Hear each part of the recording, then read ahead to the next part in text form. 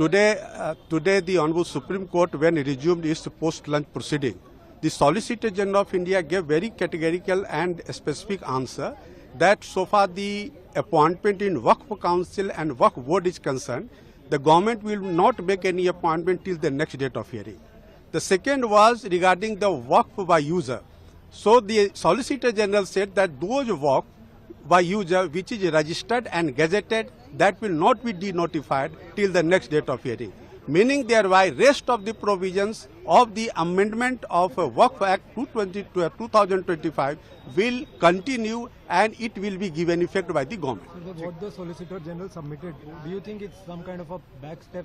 No, not at all, because this is the statement by the government and the government has balanced both the sides, and so that nobody can get prejudice, and the intention of the government has been made very clear through the presentation made by Solicitor General that the government is not against anybody.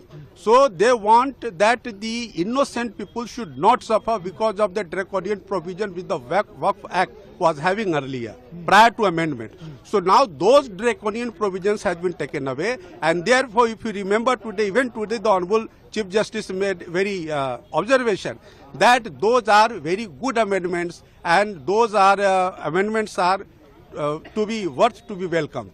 So therefore the amendments which has been challenged by the Muslim side, the giving certain very bad focus, now those things has been heard and the Supreme Court has accepted the amendment except these two concerns where the government has given a statement. So once the issues are resolved and the hearing is over, do you think the Supreme Court is likely to uphold the Waqf Act? See, at the moment as an advocate I cannot say that what will be the ultimate result, but prima facie by this interim order we can say that the government's legislation has been also prima facie upheld by the Supreme Court except these two concerns. Thank you.